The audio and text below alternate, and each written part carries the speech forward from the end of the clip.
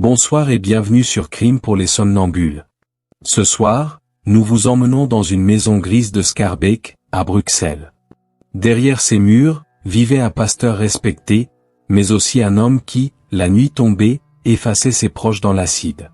Installez-vous confortablement, fermez les yeux, laissez-vous porter par ce récit, à mi-chemin entre réalité et cauchemar. Car parfois, le monstre ne rôde pas dans la forêt ou les ruelles sombres. Parfois, il tient une Bible à la main. Bienvenue pour un voyage au cœur des ténèbres. À Bruxelles, dans les années 1980 et 1990, peu de figures semblaient plus respectables que András Pandy. Un pasteur hongrois, émigré en Belgique, qui avait su se tailler une place dans la communauté protestante locale.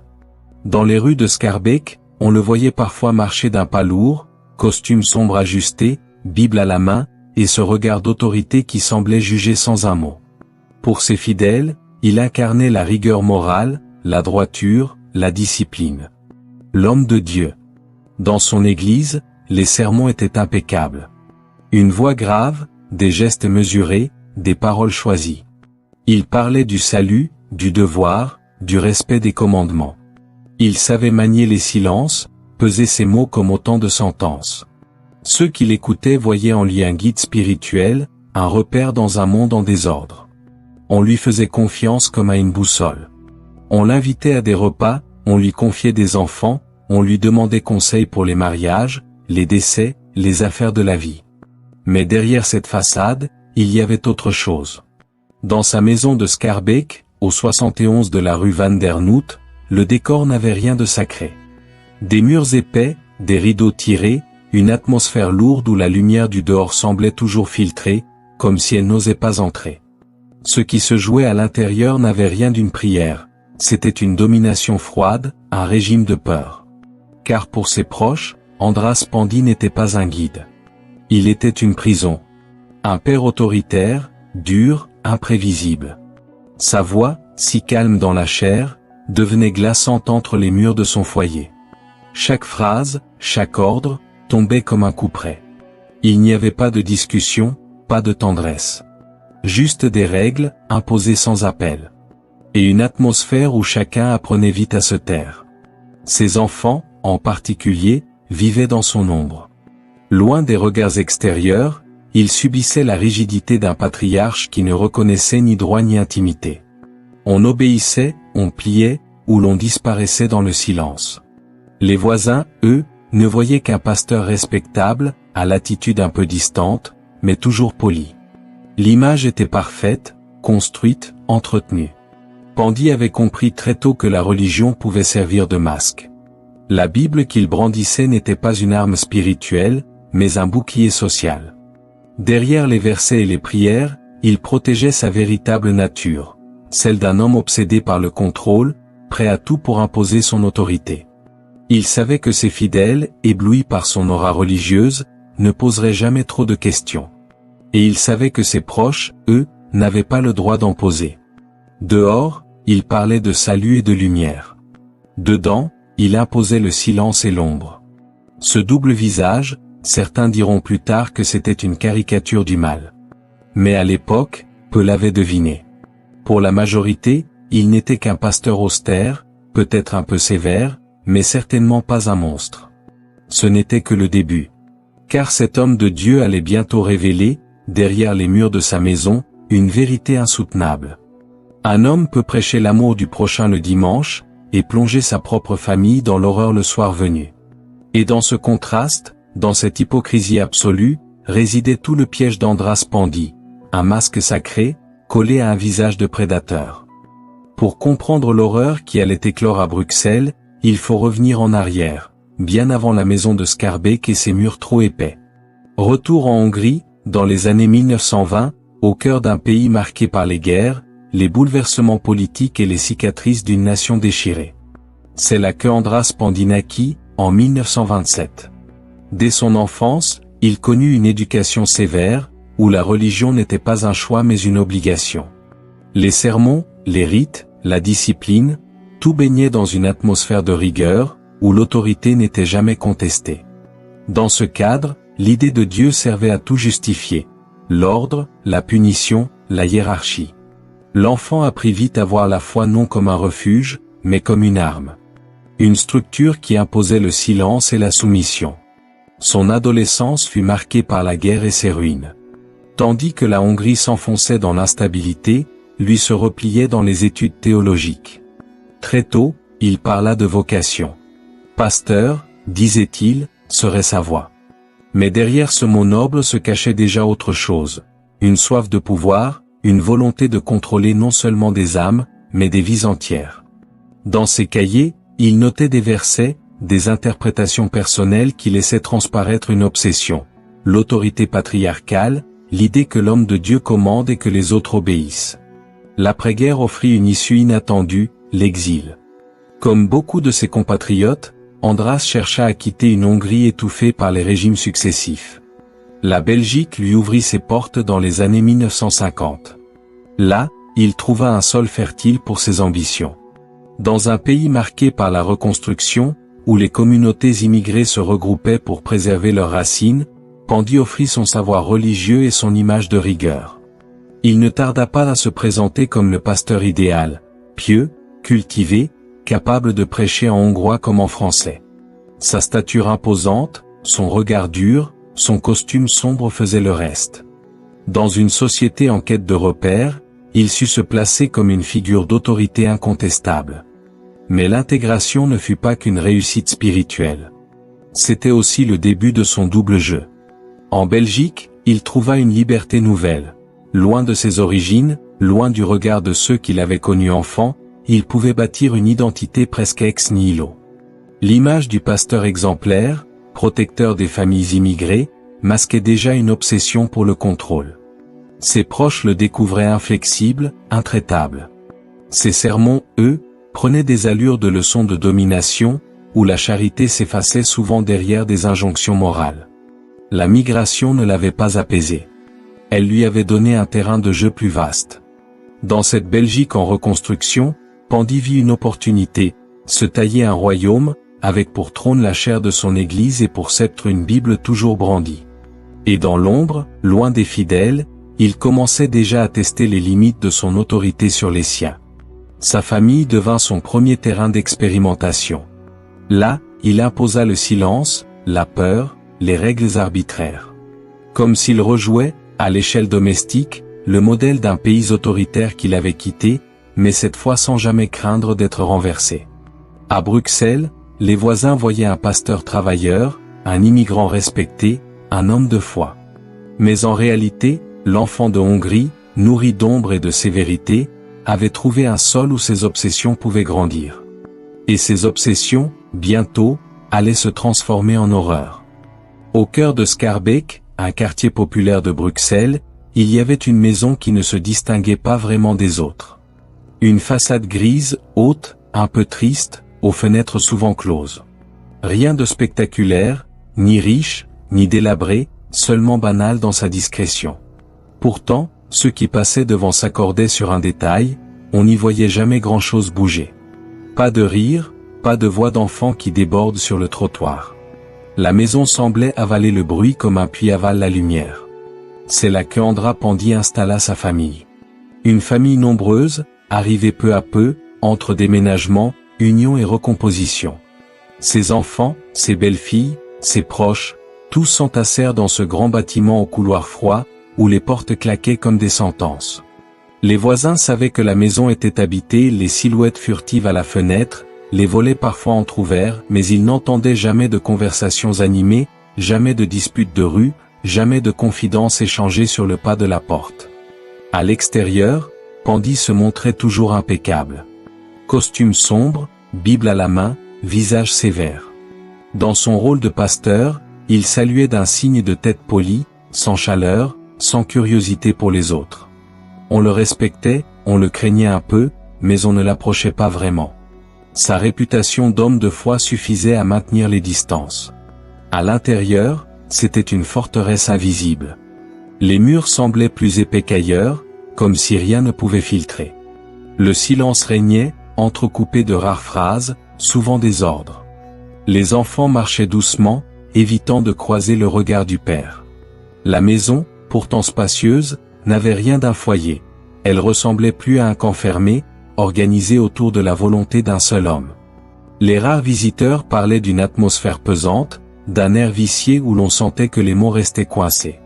Les rideaux étaient tirés même en plein jour, comme si le soleil était un intrus. Dans la cuisine, les repas se prenaient sans éclat de voix, dans un calme presque religieux. Dans le salon, les sièges étaient alignés avec une rigueur militaire. Rien ne semblait laissé au hasard, comme si chaque meuble devait témoigner d'un ordre imposé. La maison de Skarbek n'était pas qu'un lieu d'habitation. Elle était le symbole concret de l'autorité d'Andras Pandit. Entre ses murs, il fixait les règles, contrôlait les moindres gestes, décidait du moindre souffle. Chaque pièce était une extension de son pouvoir. Le grenier, le sous-sol, les chambres étroites, tout était marqué de son ombre.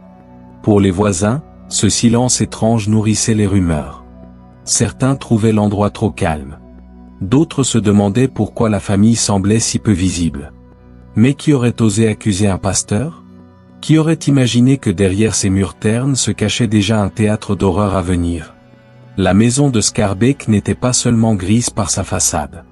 Elle l'était parce qu'elle contenait une vie sans éclat, sans lumière, enfermée dans la discipline et la peur. Et bientôt, elle allait devenir bien plus qu'un foyer fermé. Elle allait devenir une tombe à ciel ouvert. À l'extérieur, Andras Pandit était l'homme de Dieu, figure respectable de la communauté protestante, visage austère que l'on croisait à l'église ou dans les rues de Skarbek. Mais à l'intérieur de sa maison grise, son vrai visage se révélait, celui d'un tyran domestique. Dans ce foyer clos, la religion n'était pas une source de réconfort mais une arme. Chaque verset devenait justification, chaque sermon un rappel cruel. Dieu demandait l'obéissance, et lui, Pandit, était l'intermédiaire de ce Dieu. Ainsi, contester son autorité revenait à contester le divin. Ses enfants, ses épouses, ses proches apprirent vite que ces paroles étaient des ordres absolus, et que les enfreindre signifiait châtiment. Les punitions faisaient partie du quotidien.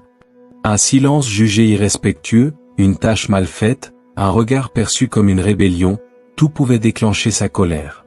Les enfants vivaient dans une tension constante, comme si chaque geste était observé, évalué, pesé. Les coups venaient parfois, mais ce qui marquait le plus, c'était l'humiliation. Il savait briser par les mots, répéter que ses enfants n'étaient rien sans lui, que les femmes de sa maison n'étaient que des instruments de son autorité. Ses épouses, successives et soumises, furent réduites à l'état de figurantes dans son théâtre. Certaines tentèrent de résister, de s'opposer. Mais la force du pasteur, physique et morale, les ramenait toujours au silence. Dans la maison de Skarbek, une femme n'était pas une compagne, elle était une ombre qui devait servir et obéir.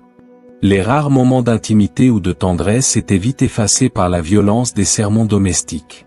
Les enfants, eux, étaient pris dans un engrenage plus sombre encore. Ils grandissaient dans une atmosphère où l'amour paternel n'existait pas. À la place, un mélange de peur et de dépendance. Pandit utilisait sa position pour les enfermer dans une spirale de soumission. La foi, censée élever, devenait pour eux un filet. Ils répétaient que tout ce qu'ils faisaient était voulu par Dieu. Que leur souffrance avait un sens. Que leur obéissance les sauverait. Ce mélange de religion et de peur devint une véritable prison psychologique. Les enfants ne savaient plus distinguer la vérité du mensonge, la foi de la manipulation. La maison n'était plus seulement fermée sur le dehors, elle était fermée sur eux-mêmes. Chaque jour, chaque nuit, ils vivaient dans une forteresse où la liberté n'existait pas, où même penser à se rebeller semblait un péché. Dehors, personne ne se doutait de rien. Les voisins voyaient un homme sévère mais respectable, un pasteur qui imposait la discipline à sa grande famille. Certains le trouvaient froid, distant. Mais qui aurait imaginé que derrière ces rideaux tirés, il utilisait la Bible comme une arme de domination et la peur comme ciment de son pouvoir? Cette loi du Père, implacable, allait bientôt franchir une étape de plus. Car dans son désir d'autorité totale, Pandit ne se contenterait pas de briser les esprits. Il allait effacer les corps. Dans la maison, l'ordre régnait comme une chape de plomb. Mais derrière cette façade d'autorité, une autre réalité commençait à se dessiner, celle des absences. Des présences qui se volatilisent. Des silences que plus rien ne comble. Tout commença par une épouse. Officiellement, elle était partie. Partie refaire sa vie ailleurs, disait-on. Partie parce que le mariage s'était effondré. Partie parce que, selon Pandy, elle ne supportait plus la discipline religieuse qu'il imposait à son foyer. L'explication semblait simple, presque banale. Les couples se séparent, les femmes s'en vont. Et puis, après tout, qui allait contester la parole du pasteur? Mais ce départ avait un goût étrange. Pas de lettres. Pas de nouvelles. Pas d'adieu. Une disparition totale, avalée par le silence. Puis ce fut une fille. On raconta qu'elle avait fui à l'étranger. Qu'elle avait choisi une autre vie, ailleurs, loin de ce père autoritaire. On disait qu'elle avait voulu couper les ponts. Là encore, l'histoire tenait debout, en surface. Une adolescente en rupture, cela arrivait. Mais personne ne la revit. Pas un signe, pas une trace. Comme si le monde l'avait engloutie. Et ce ne fut pas la dernière. Peu à peu, les disparus s'accumulèrent. Chaque fois, l'explication venait de la bouche du pasteur lui-même. Sa voix grave, son assurance religieuse suffisait à donner corps au mensonge. Elle est partie. Il a choisi une autre voie. Il ne voulait plus faire partie de cette famille. Les fidèles acquiesçaient, les voisins haussaient les épaules. Si Pandy le disait, c'était sûrement vrai. Mais ceux qui vivaient encore sous son toit savaient. Ils savaient que la maison ne perdait pas ses habitants par hasard. Ils entendaient les bruits étouffés la nuit, voyaient les portes fermées trop longtemps, respiraient cette odeur métallique qui montait parfois du sous-sol. Ils comprenaient, sans pouvoir le dire, personne ne partait vraiment. Pour le monde extérieur, les disparus s'effaçaient simplement de la carte. Leur nom ne circulait plus. Leur visage s'éteignait des albums de famille. Dans les dossiers administratifs, ils devenaient des absents banals, classés comme partis. Mais derrière les rideaux tirés de Scarbeck, ces absences résonnaient comme des tombes invisibles. Chaque disparition renforçait l'autorité du pasteur. Car ceux qui restaient apprenaient la leçon, il ne fallait pas défier Andras Pandy. Dans cette maison, vouloir partir équivalait à disparaître. Vouloir respirer librement équivalait à mourir. Et à chaque nouveau silence, à chaque chaise vide autour de la table, la maison devenait un peu plus une prison. Un lieu où l'on apprenait à sourire en public, mais où l'on s'éteignait en privé. À Scarbeck, les voisins voyaient toujours le pasteur marcher d'un pas lent, Bible à la main. Certains avaient remarqué que la famille semblait s'amenuiser. Mais quand on leur demandait, ils répondaient que ces départs faisaient partie de la vie. Les gens voyagent, changent, disparaissent. N'était-ce pas normal, après tout? Sauf que dans cette maison grise, rien n'était normal. Les disparus n'étaient pas ailleurs.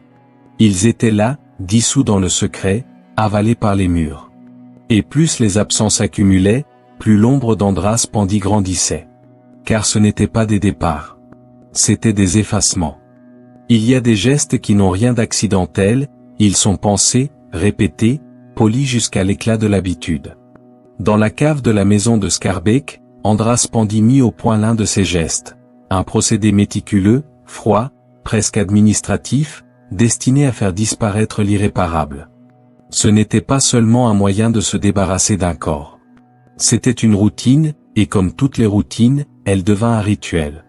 La cave, au départ, n'était qu'un sous-sol ordinaire, un sol de béton, des étagères, quelques boîtes.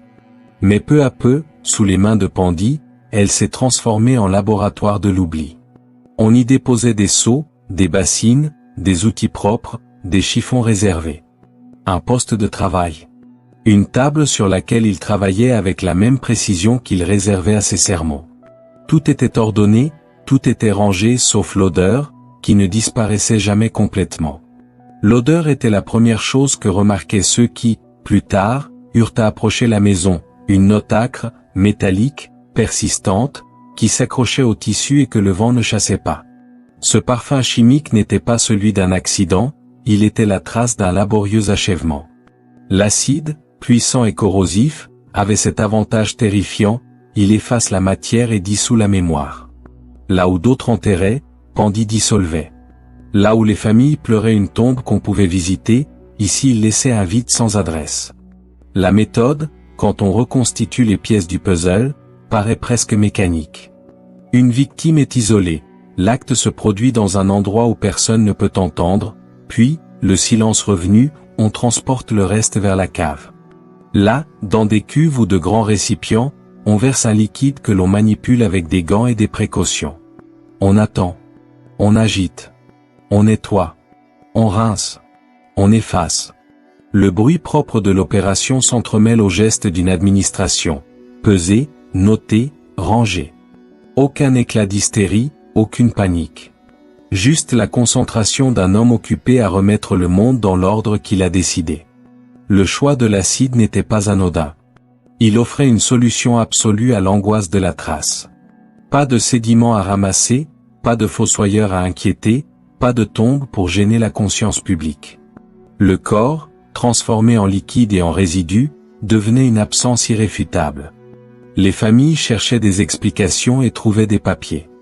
Les voisins supposaient des départs. Le temps faisait le reste, il effaçait les questions. Mais derrière cette apparente propreté, il y avait une violence symbolique terrifiante. Dissoudre un être, saigner son droit à une sépulture, à une mémoire, à un nom que l'on pourrait appeler. C'est refuser même au deuil le terrain où prendre racine. Pandy ne se contentait pas de tuer, il écrivait la disparition dans une langue chimique, implacable, qui n'octroyait à personne la consolation d'un tombeau. Et il y eut les traces, inévitables malgré tout. Taches tenaces sur le béton, recoins où l'odeur persistait, petites erreurs d'une logistique pourtant rodée. C'est souvent grâce à ces résidus, à ces oublis mineurs, qu'on finit par remonter la piste. Une goutte qui coule mal, un seau oublié, un sac qui traîne, autant d'indices dérisoires pour qui se met à regarder avec l'attention d'un enquêteur. Les fluides chimiques laissent des signatures que le temps ne peut totalement effacer, elles parlent quand les mots sont morts. Dans la maison, la vie se poursuivait en surface comme si de rien n'était. Sermon le dimanche, salutations polies, visage convenable. Mais la cave, elle, continuait d'exhaler son secret. Pour les proches contraints au silence, la connaissance de l'existence de ce rituel était une seconde prison. Ils savaient que là, sous leurs pas, la preuve d'un effacement se réalisait. Ils savaient que réclamer serait se condamner à disparaître à leur tour. Le rituel de l'acide n'était pas un accident d'impulsion. Il était la traduction matérielle d'une volonté, effacer, contrôler, gouverner la mémoire des autres. C'était l'apogée d'une logique que la foi et l'autorité légitimaient à la fois qui faisait de la disparition non un drame, mais une technique.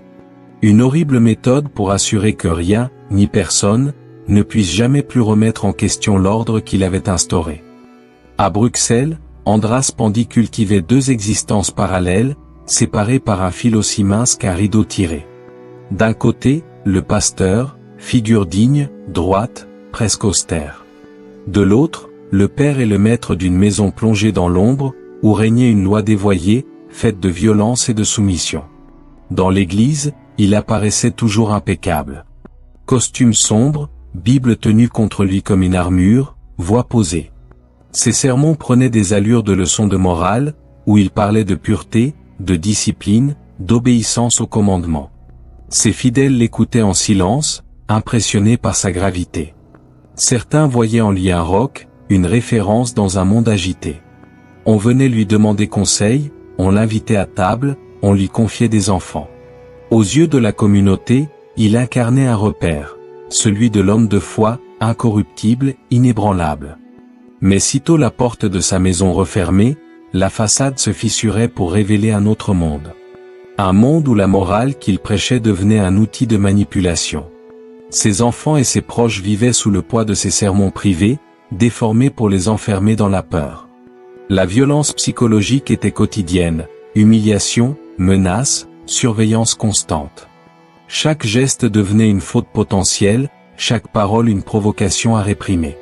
Et au cœur de cette tyrannie domestique, un secret plus sombre encore se glissait, l'inceste. Pandy, sous couvert de son autorité paternelle et religieuse, exploitait celle qui ne pouvait lui résister. Il habillait ses crimes des mots de la foi, les justifiant comme des épreuves imposées, des volontés divines à accepter.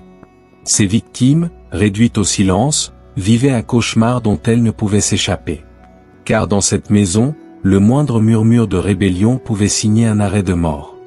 Cette double vie fonctionnait parce que personne n'imaginait qu'un homme de Dieu pût être un prédateur. L'aura du pasteur servait de muraille.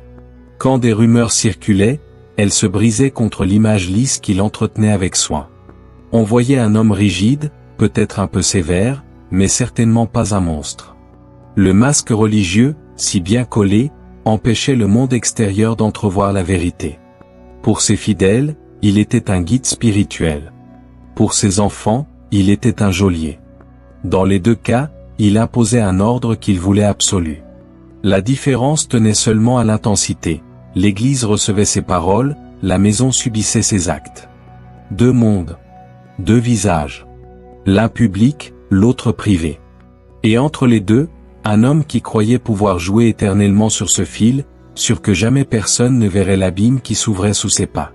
Car ce que Andras Pandy ignorait encore, c'est que les murs, même les plus épais, finissent toujours par parler. Dans la mécanique glaciale mise en place par Andras Pandy, il y avait une pièce essentielle, sa fille Agnès. Pour le monde extérieur, elle n'était qu'une silhouette effacée, une jeune femme discrète, timide, sans éclat particulier. Mais derrière les rideaux tirés de Scarbeck, elle était bien plus. La complice et la victime, l'ombre fidèle de son père, prise dans un pacte aussi monstrueux qu'indissoluble. Agnès avait grandi dans le silence étouffant de la maison grise. Dès l'enfance, elle avait appris que contester la parole du père équivalait à disparaître. Elle avait vu les absences s'accumuler, les visages effacés sans explication. Elle avait respiré l'odeur chimique qui montait du sous-sol. Et peu à peu, sa peur s'était transformée en soumission totale. Sous l'emprise psychologique d'Andras, elle n'avait plus de repères. Son père n'était pas seulement l'autorité domestique, il était devenu la voix de Dieu. Ce glissement avait été insidieux. Isolée du monde extérieur, privée de toute autonomie, Agnès avait fini par croire ce que son père lui répétait, qu'ils avaient une mission divine, qu'ils devaient purifier, corriger, accomplir une œuvre plus grande qu'eux. Dans cette prison mentale, elle participa d'abord par obligation, puis par conviction. Elle porta des sceaux, nettoya des traces, couvrit des absences. Jusqu'à finir par accepter de devenir l'assistante directe du pasteur dans ses crimes. Le pacte entre le père et la fille prit alors forme. Quand une victime était choisie, Agnès obéissait. Quand venait le temps de la cave, elle aidait. Quand le corps disparaissait dans l'acide, elle restait présente, témoin muet, complice active. Et toujours, son père lui répétait qu'elle n'était pas seulement une spectatrice, elle était l'élue, la seule digne d'accomplir cette mission à ses côtés. La relation franchit même les limites les plus indicibles. Sous prétexte de sacralité, Andras lia son autorité à une emprise incestueuse. Là encore, il utilisa les mots de la religion pour envelopper l'horreur, il parlait d'union, de fusion spirituelle, de destin partagé. Agnès, brisée depuis l'enfance, ne trouva ni force ni cadre pour refuser. Elle était prisonnière de la maison, mais plus encore prisonnière de cette logique délirante où aimer son père revenait à lui obéir en tout. Ainsi naquit l'union monstrueuse, un duo père-fille, soudé par la peur, la manipulation et une croyance déformée. Agnès n'était pas une tueuse au sens classique. Elle n'était pas animée par une pulsion meurtrière propre. Elle était l'outil forgé par des années de domination, le bras que son père avait façonné pour servir son dessein. Et ensemble, ils formaient un binôme redoutable, l'homme qui décide, la fille qui exécute. Dans la cave de Scarbeck, ce duo effaça des vies entières. Et dehors, personne ne voyait rien. Car dans les yeux des fidèles, Agnès n'était qu'une fille timide, effacée, presque insignifiante. Personne ne pouvait deviner que, derrière ce visage terne, se cachait la complice d'un pasteur devenu bourreau. Le pacte entre le père et la fille restera l'un des aspects les plus dérangeants de l'affaire Pandy. Car il ne s'agissait pas seulement d'un crime familial. C'était une soumission transformée en alliance. Une emprise devenue complicité. Et une perversion qui ne s'arrêtait pas au meurtre, elle contaminait jusqu'au sang même de la famille. Et dans cette union impie, chaque nouvelle victime venait sceller le pacte encore davantage. Dans la rue Van der Noot, la maison de Pandy trônait comme un bloc de silence. Les rideaux tirés, les volets rarement ouverts, l'air figé qui entourait la façade donnait déjà un signe aux plus attentifs. Quelque chose n'allait pas. Mais dans une ville comme Bruxelles, où chacun vivait ses propres tracas, il est facile de détourner le regard. Les voisins, pourtant, remarquaient des choses. De temps à autre, une odeur étrange s'échappait du sous-sol, portée par le vent humide qui glissait dans les rues étroites. Une odeur chimique, âcre, difficile à définir, mais qui n'avait rien de la cuisine familiale. Certains en plaisantaient, parlant de plomberie défectueuse, d'autres fronçaient les sourcils. Mais personne n'osait aller plus loin. Parfois aussi, la nuit, des bruits surmontaient des profondeurs de la maison. Des coups, des grincements, des pas lourds dans l'escalier, comme si la maison respirait par spasme.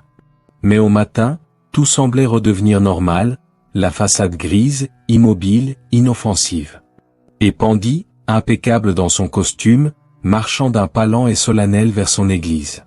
C'était cela, le piège, le masque du pasteur. Un homme de Dieu, respectable, austère, un peu froid peut-être, mais irréprochable en apparence. Qui aurait osé accuser un tel homme? Les rares qui se posaient des questions les étouffaient vite.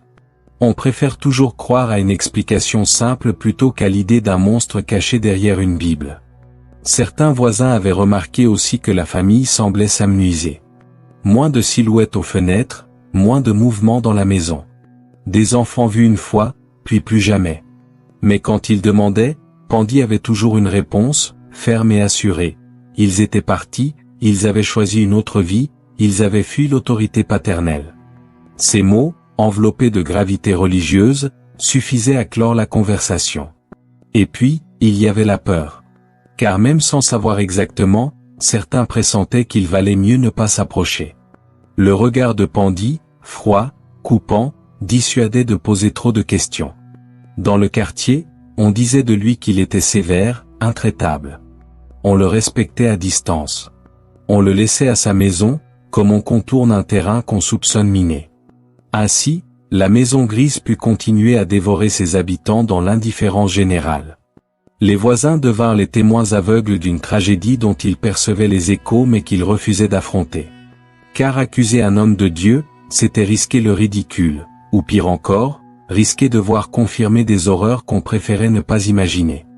Dans cette rue de Schaerbeek, chacun continua donc à fermer les yeux. Et Pandy, lui, profita de ce silence collectif pour renforcer le sien. La maison ne s'entourait pas seulement de murs épais, elle se protégeait du monde grâce à une barrière plus solide encore. Celle du doute des autres. Pendant longtemps, l'affaire Pandy n'exista tout simplement pas. Les disparitions, bien qu'étranges, furent avalées par le flot des explications commodes. Une épouse partie refaire sa vie, une fille envolée à l'étranger, des enfants en rupture. Les dossiers, quand ils existaient, se bouclaient vite. Pas de corps, pas de crime. Seulement des absents dont on acceptait qu'ils avaient choisi de disparaître. Le mensonge était savamment entretenu. Pandy savait falsifier, inventer, tordre l'administration à son avantage. Une lettre écrite sous sa dictée, une signature imitée, un témoignage forcé suffisait à calmer les soupçons. Quand un proche s'inquiétait, il répondait avec aplomb, il ne voulait plus de cette vie. Ils sont partis. Et son autorité, renforcée par son statut de pasteur, suffisait à clore le débat. Qui aurait osé douter d'un homme de Dieu?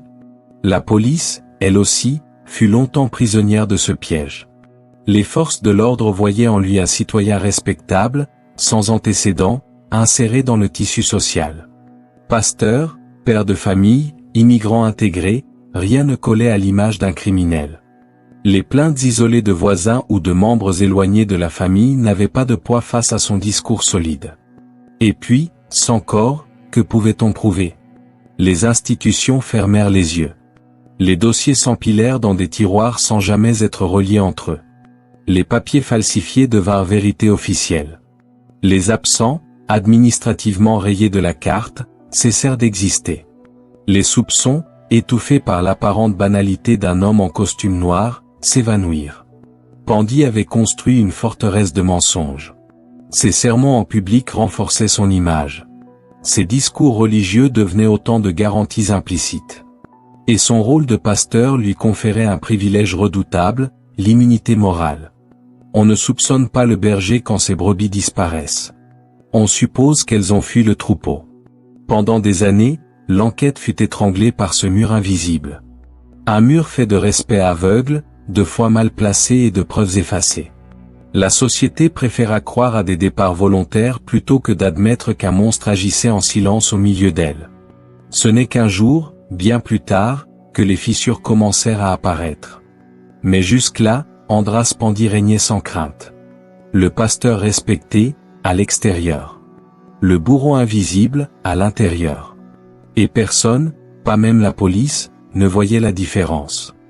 Avant que la vérité ne se fissure, avant que les enquêteurs ne franchissent le seuil de la maison de Scarbeck, il y eut les absentes. Des femmes et des filles, effacées une à une du monde, jusqu'à ce qu'il ne reste plus qu'un silence parfaitement ordonné. Et dans ce silence, le monstre pouvait encore prêcher. On les appelait Maria, Ilona, Tund, Edith. Des prénoms simples, presque effacés par le temps. Elles avaient ri, travaillé, espéré. Elles avaient eu des rêves modestes et une vie tranquille, un peu d'amour, un peu de paix. Mais dans la maison du pasteur, ses désirs étaient des péchés. Maria, la première épouse, avait suivi Andras depuis la Hongrie. Elle croyait en lui, en son discours de foi et de reconstruction. Dans les premiers temps, elle parlait de sa maison comme d'un refuge. Puis elle s'était tue. On raconte qu'elle avait cessé de sortir, qu'elle évitait les regards, qu'elle répondait de moins en moins aux lettres de sa famille restée là-bas. Un jour, elle disparut. Pandy parla d'un départ soudain, d'un besoin de solitude, d'un appel spirituel. Personne ne la revit jamais. Même sa photo fut retirée du salon, comme si elle n'avait jamais existé. Puis vint Ilona, la seconde épouse. Une femme plus jeune, arrivée à Bruxelles dans l'espoir d'un nouveau départ. On dit qu'elle avait un sourire doux et un accent chantant. Les voisins la trouvaient polie, discrète, presque effacée. Mais elle avait ce regard inquiet de celles qui vivent dans la peur d'un mot de trop. Elle aussi disparut, partit rejoindre sa famille en Hongrie. Une histoire sans lettres, sans billets de train, sans témoins. Les enfants grandissaient dans ce climat d'effacement. Tund, la fille vive et rieuse, rêvait de devenir institutrice. Elle aimait lire, écrire, chanter dans la chorale de l'église. Mais chaque initiative, chaque éclat de liberté déclenchait la colère du père. Son rire s'éteignit vite. Puis elle aussi partit. On parla d'une fugue adolescente. Le pasteur, la mine grave, expliqua qu'elle n'avait pas supporté la discipline. Personne ne demanda pourquoi la jeune fille n'avait jamais pris ses affaires. Et puis il y eut Edith, la belle-fille. Elle n'avait pas de lien de sang avec le pasteur, mais elle emportait la peur. Ses amis de jeunesse se souvenaient d'une fille gentille, généreuse, toujours prête à aider. Quand elle entra dans la maison grise, elle se fit plus discrète. On dit qu'elle était tombée amoureuse, qu'elle avait cru à une famille nouvelle. Mais là encore, les murs eurent raison d'elle. Partie sans prévenir, dit Pandy. Les fidèles hochèrent la tête, comme on acquiesce à un mystère divin. Les absentes s'accumulaient, et pourtant, personne ne voyait le motif. Leur disparition semblait naturelle, presque rituelle. Chacune effacée avec la même méthode, un mensonge simple, répété avec calme, et le poids de la respectabilité pour le rendre crédible. Dans la maison, les plus jeunes comprenaient. Chaque départ signifiait une chaise vide, un silence plus lourd, un regard interdit vers la cave. Les odeurs, les bruits nocturnes, les murmures étouffés faisaient partie du quotidien. Certains enfants gardaient le souvenir d'un chapelet posé sur la table, d'une robe suspendue derrière une porte, d'un parfum de savon qui flottait encore dans l'air, dernier fantôme des absentes. Et dehors, rien ne changeait. Le pasteur prêchait, parlait d'amour, de famille, de devoir. Les fidèles l'écoutaient, fascinés. Personne n'imaginait que les femmes de sa vie reposaient dans le secret du sous-sol, dissoutes dans un silence plus profond que la mort. Avec le temps, leurs visages s'effacèrent des mémoires. Leurs noms ne figuraient plus sur les papiers, leurs lettres ne revenaient jamais. Le monde avait accepté l'idée de leur disparition comme un fait divers sans importance. Mais dans les canalisations de Scarbeck, dans les recoins du béton, leurs traces persistaient. Une empreinte chimique, invisible mais tenace, comme un murmure impossible à dissoudre. Elles avaient existé.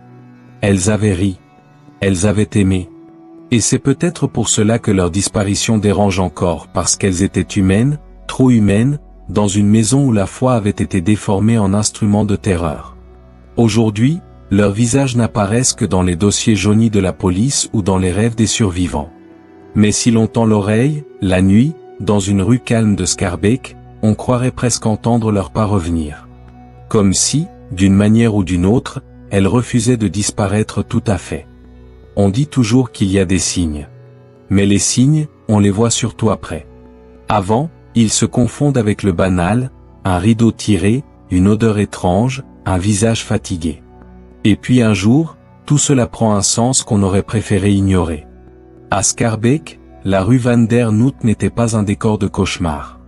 C'était une rue comme tant d'autres, avec ses façades grises, ses trottoirs un peu usés, ses passants pressés. Les voisins se croisaient sans trop se parler. Et pourtant, la maison du pasteur, là, au numéro 71, avait quelque chose de différent. Un calme trop lourd. Une absence d'enfants dans le jardin. Un silence qui sonnait faux. Certains avaient remarqué. Chez Pandy, on n'entend jamais rien. Il a toujours les rideaux fermés. Ça sent bizarre, parfois, le soir. Mais ces phrases, on les disait à voix basse, entre deux gorgées de café, comme on échange des commérages qu'on n'assume pas vraiment. Personne n'allait plus loin. Parce que c'était un pasteur.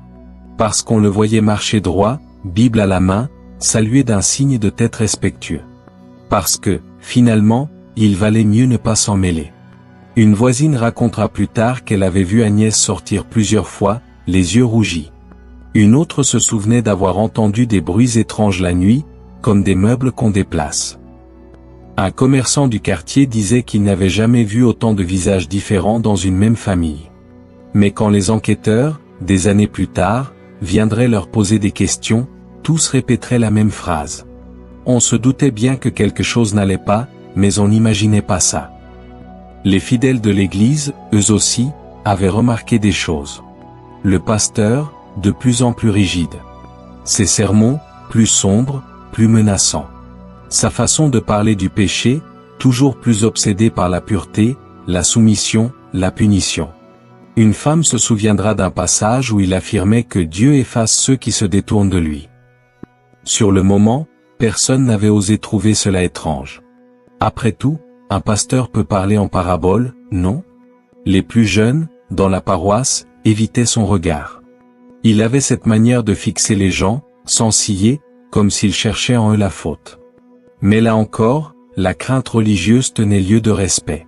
On disait qu'il était sévère, pas dangereux. Et quand ses enfants cessaient de venir à la messe, on supposait qu'il s'était éloigné de la foi. C'était plus simple que d'imaginer le reste. La police, elle, avait reçu des signaux faibles. Des lettres, des témoignages isolés. Une tante inquiète en Hongrie, des papiers incohérents, un signalement de disparition jamais suivi d'effet. Mais sans corps, sans preuve, chaque piste mourait dans un tiroir. Les agents qui avaient croisé le dossier se souvenaient d'un homme calme, respectueux, qui parlait bien, qui citait les évangiles. Et comme souvent, le vernis social avait suffi à masquer l'odeur de la peur. Il y avait aussi cette peur diffuse, celle qui traverse les communautés immigrées, ne pas faire de vagues, ne pas attirer l'attention. Le pasteur était un point de repère, un lien avec le pays, avec Dieu. Le dénoncer, c'était risquer d'entacher tout un groupe. Alors on se taisait. On espérait que les rumeurs n'étaient que ça, des rumeurs. Et puis il y avait ceux qui avaient vraiment senti quelque chose, mais trop tard. Un voisin qui, un soir, avait vu de la vapeur s'échapper d'une petite fenêtre du sous-sol. Un autre qui avait entendu un cri, étouffé, bref, suivi d'un long silence. Tous avaient choisi de ne rien dire. Par peur du ridicule. Par peur de la vérité. Des années plus tard, quand la nouvelle éclata, tous répétèrent la même phrase, mot pour mot. On ne pouvait pas savoir. Mais la vérité, c'est qu'on pouvait pressentir. Le mal, parfois, ne se cache pas si bien. Il suffit juste d'un regard qu'on ose soutenir, d'une porte qu'on frappe, d'une question qu'on pose. Mais personne n'avait frappé à la porte du numéro 71. Personne n'avait posé la question. Alors les années passèrent. Et dans la rue Van der Noot, les rideaux restèrent tirés, les odeurs persistèrent, les visages disparurent.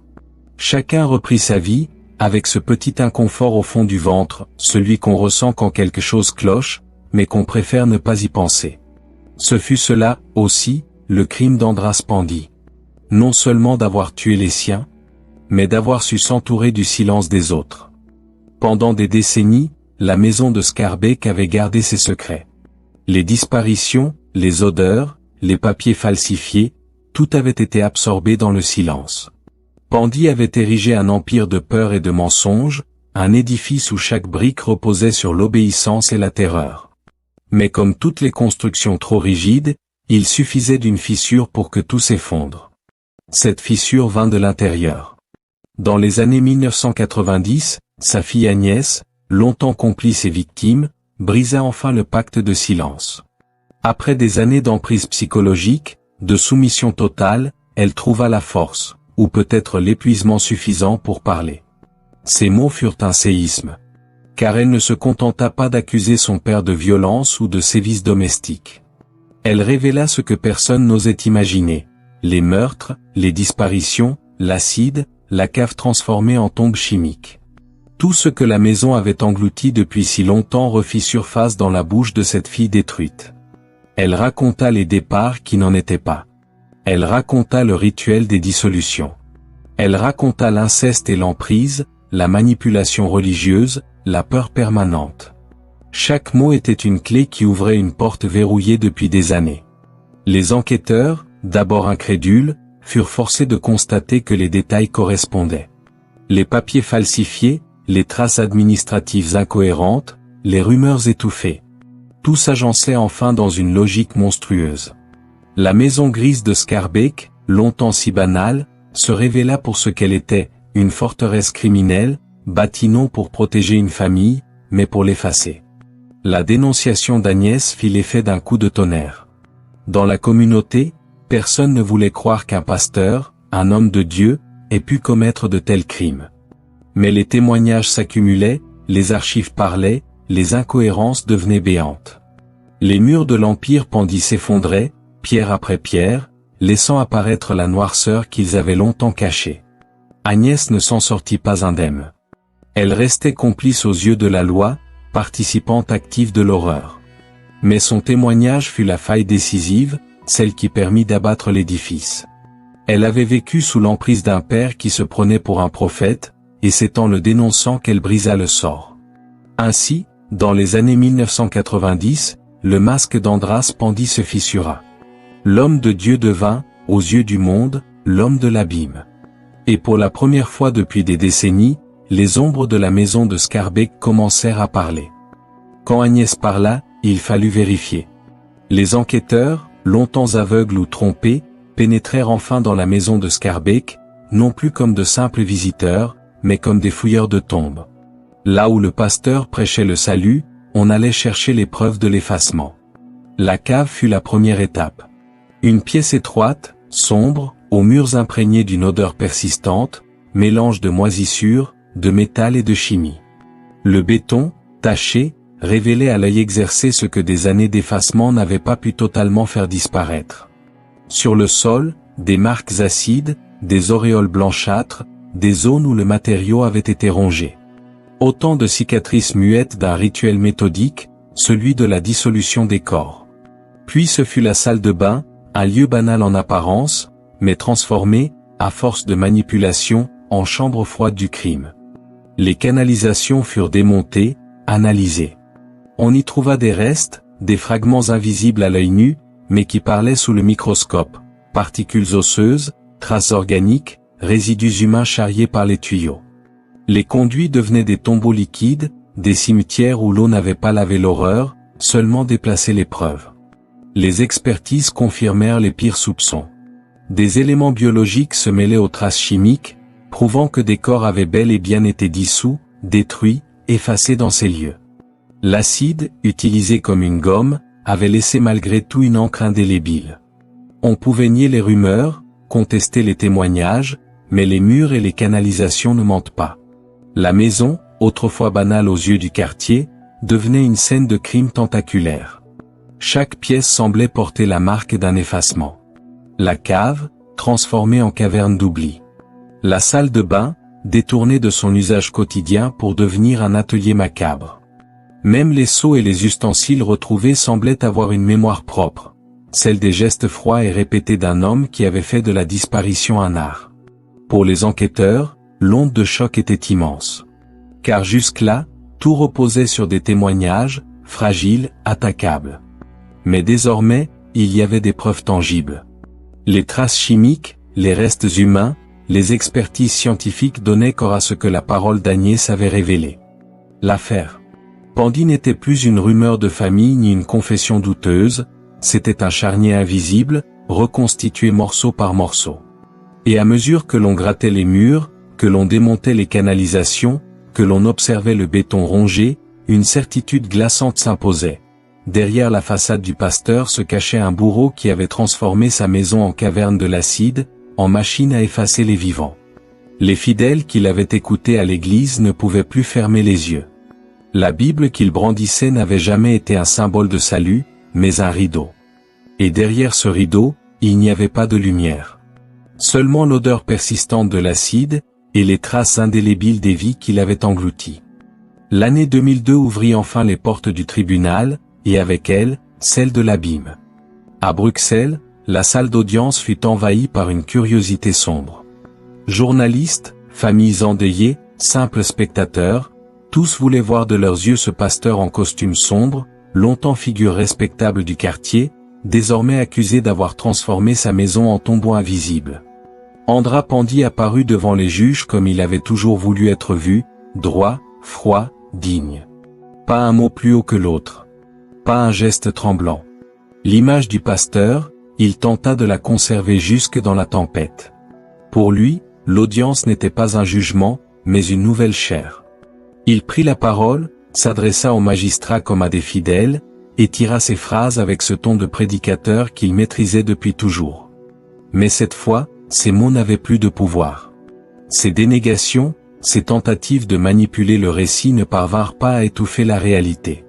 Les témoignages s'accumulaient, celui d'Agnès, brisé mais déterminé à raconter, celui des proches disparus dont on retraçait les trajectoires brisées, celui des enquêteurs, qui exposaient les preuves chimiques, les restes humains, les falsifications. Chaque voix venait fissurer davantage la façade que Pandy essayait désespérément de sauver. Il nia, bien sûr. Il accusa Agnès de mensonge, tenta de la dépeindre comme une fille instable, manipulée par la police. Il parla de complot, de calomnie, de persécution. Mais la mécanique de son empire avait laissé trop de traces. Les faux papiers, les disparitions jamais élucidées, les taches d'acide, les restes organiques dans les canalisations, tout cela formait un réseau serré, impossible à dénouer par de simples paroles. Dans la salle, le contraste était saisissant. D'un côté, le visage d'un vieil homme qui voulait encore imposer le respect, la stature du religieux. De l'autre, les récits glaçants d'un tyran domestique qui avait détruit ses proches, effacé ses enfants, et transformé la foi en masque pour mieux manipuler. Le jury, peu à peu, vit ce que les voisins et les fidèles n'avaient jamais osé voir, derrière la soutane, un prédateur. Le procès se déroula comme une dissection. Chaque témoin, chaque expert venait arracher un morceau du masque. Et au fil des jours, l'homme de Dieu se réduisit à ce qu'il avait toujours été, un meurtrier méthodique, calculateur, obsédé par le contrôle. La condamnation, quand elle tomba, ne surprit personne. Andras Pandy fut reconnu coupable de plusieurs meurtres dont ceux de ses épouses et de ses enfants, et condamné à la réclusion à perpétuité. Agnès, elle aussi jugée, fut également condamnée, complice mais aussi victime d'une emprise destructrice. En 2002, la Belgique découvrit avec effroi qu'un homme qu'on avait respecté comme pasteur avait en réalité orchestré l'un des crimes familiaux les plus monstrueux de son histoire. Le procès mit fin au masque, mais il laissa dans l'air une question obsédante. Comment avait-on pu croire si longtemps à ses sermons, sans jamais entendre les cris qui montaient de sa cave? La sentence était tombée, réclusion à perpétuité. Pour Andras Pandy, c'était la fin d'un règne fait de silence, de manipulation et de faux-semblants. Mais pour la Belgique, c'était le choc de découvrir que, derrière le masque d'un homme de foi, se cachait un monstre domestique, un faux prophète dont la Bible servait de paravent à l'horreur. Lorsque la condamnation fut rendue publique, ses fidèles, ceux qui l'avaient écouté chaque dimanche, qui l'avaient respecté comme guide moral, se détournèrent aussitôt. La communauté protestante, qui l'avait vu comme un pilier, préféra l'oublier. On effaça son nom des registres, on parla de tragique erreur de confiance. Les sermons qu'il avait prêchés devinrent soudain des pièces à conviction, lues à travers un prisme nouveau, celui de l'hypocrisie. Dans la presse, son surnom circulait, le pasteur de l'horreur. Le contraste était trop fort pour ne pas marquer les esprits. L'homme qui avait brandi la parole divine comme une armure avait utilisé ce pouvoir pour dominer, détruire, effacer. L'icône religieuse s'était changée en caricature démoniaque. En prison, Pandy resta fidèle à lui-même, froid, distant, toujours convaincu qu'il n'avait pas à demander pardon. Il continuait de nier, ou plutôt de rationaliser, comme s'il était encore au-dessus des lois humaines. Mais l'aura s'était effondrée. Ses fidèles avaient disparu, ses proches étaient morts ou réduits au silence, ses alliés s'étaient détachés. Il n'était plus qu'un vieil homme enfermé, privé de son public, réduit à parler pour lui seul. La chute ne fut pas seulement judiciaire, elle fut symbolique. Dans les rues de Schaerbeek, la maison grise de la rue Van der Noot devint un lieu de malaise, un décor hanté. On la désignait à voix basse, comme un avertissement. Les voisins qui jadis saluaient le pasteur détournaient désormais les yeux. L'image du guide, de l'homme de foi, s'était brisée en 1000 éclats tranchants. Car c'était cela, le scandale ultime. Pandy n'avait pas été un tueur ordinaire. Il avait été un faux prophète. Quelqu'un qui avait utilisé la religion, non pour apaiser, mais pour soumettre. Non pour sauver, mais pour effacer. Et cette perversion absolue de la foi, ce masque sacré collé au visage du meurtrier, restera à jamais son stigmate. Ainsi se clôturait l'ascension et la chute d'Andras Pandy. Plus qu'un criminel, il devint une figure maudite, celle du pasteur de l'horreur, symbole que même les visages les plus respectables peuvent cacher les ténèbres les plus insondables. En 2013, la vie d'Andras Pandy s'acheva là où elle devait finir, derrière les barreaux, dans le silence glacé d'une cellule. Pas de dernière confession, pas de repentir. Pas un mot pour ses victimes, pas un geste pour apaiser les fantômes qu'il avait créés. Sa mort fut sèche, presque administrative, comme si le destin avait décidé d'éteindre l'homme avec la même froideur qu'il avait lui-même infligée au sien. Il avait passé plus d'une décennie à croupir en prison, tenant le même rôle qu'il avait toujours joué, celui de l'homme impassible. Aux rares journalistes qui parvenaient à l'approcher, il offrait des phrases vagues, parfois des justifications creuses, souvent des dénis. Jusqu'au bout, il conserva cette distance glaciale, cette façade de pasteur incompris, comme si lui seul connaissait une vérité que le monde entier refusait de voir. Mais derrière ce mutisme calculé, restaient les preuves, les témoignages, les traces chimiques. Restait surtout l'ombre des disparus, ces femmes et ces enfants qu'il avait effacés et dont les familles ne purent jamais faire le deuil. Car comment se recueillir sur une tombe qui n'existe pas? Comment pleurer un corps dissous dans l'acide, un nom rayé des registres, une vie effacée jusque dans l'état civil? En Belgique, son nom reste une cicatrice. Dans les années 2000, l'affaire Pandy avait frappé comme un électrochoc. Un rappel brutal que le mal ne porte pas toujours les traits d'un inconnu inquiétant, tapi dans une ruelle sombre. Parfois, il s'avance au grand jour, Bible en main, sourire absent, mais costume impeccable.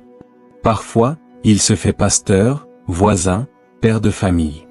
Et tout un quartier, toute une société, préfère fermer les yeux plutôt que d'imaginer l'horreur. En 2013, avec sa mort, Andras Pandy emporta ses secrets. Jamais il ne livra la liste exacte des victimes. Jamais il n'offrit à ses proches la vérité crue, ni aux enquêteurs le détail complet de ses crimes. Son héritage n'est donc pas un récit bouclé, mais une plaie ouverte. Et dans la rue Van der Noot, à Schaerbeek, la maison grise existe toujours dans les mémoires comme une balafre. Certains disent qu'ils évitent encore de passer devant. D'autres racontent que, même détruite, elle continuerait à peser, comme si ces murs invisibles enfermaient encore les cris qu'on n'avait jamais entendus. Les échos du silence, c'est tout ce qu'il a laissé. Une absence, une peur, une blessure. Une légende noire qui rappelle que, parfois, le plus grand crime n'est pas seulement de tuer, mais de faire en sorte que personne n'ose voir. Aujourd'hui encore, le nom d'Andras Pandy reste un choc dans l'histoire criminelle de la Belgique. Son procès, sa maison de Schaerbeek, ses crimes méthodiques sont devenus autant de symboles d'un mal que l'on n'avait pas voulu voir. Ce n'était pas un tueur venu de l'extérieur, pas un étranger inquiétant tapis dans l'ombre, c'était un pasteur, un homme de confiance, un visage familier du quartier. C'est cette proximité qui glace encore. Car il ne s'agissait pas seulement de meurtre, mais d'une lente entreprise d'effacement, menée contre les siens.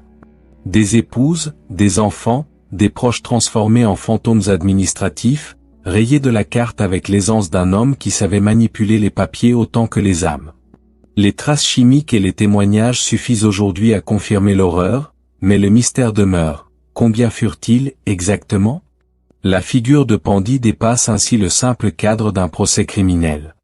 Elle illustre ce que l'on redoute le plus, que le monstre puisse se cacher derrière un masque de vertu. Que la religion, le respect social, la façade du quotidien deviennent les armes parfaites pour masquer l'indicible. L'affaire Pandy reste une blessure ouverte. Elle interroge encore, comment une maison a-t-elle pu se transformer en charnier sans que personne n'intervienne? Comment des voisins, des fidèles, une communauté ont-ils pu se taire si longtemps? La réponse est simple, mais terrible, parce que personne n'ose accuser un homme de Dieu. Et c'est peut-être là son héritage le plus sombre. Plus qu'un pasteur criminel, Andras Pandy est devenu un avertissement. Celui que la vérité peut parfois se cacher derrière les murs les plus ordinaires. Que la foi, brandie par de mauvaises mains, peut devenir un masque de sang. Le pasteur de l'horreur est mort. Mais son histoire, elle, continue de hanter. Comme un écho lointain, persistant, rappelant qu'aucun masque, pas même celui de la religion, ne peut éternellement dissimuler le mal. Vous venez d'écouter l'histoire d'Andras Pandy. Un père, un pasteur, un bourreau. Un homme qui transforma sa maison en prison, sa cave en tombe, et sa foi en masque sanglant. Ces crimes résonnent encore comme une cicatrice dans l'histoire belge. Comment un homme a-t-il pu tuer les siens, année après année, sans que personne n'ose voir? Dans le silence de Schaerbeek, il reste aujourd'hui des échos. Des absents qui ne sont jamais revenus. Et le rappel glaçant qu'un masque, même sacré, peut cacher les ténèbres les plus profondes.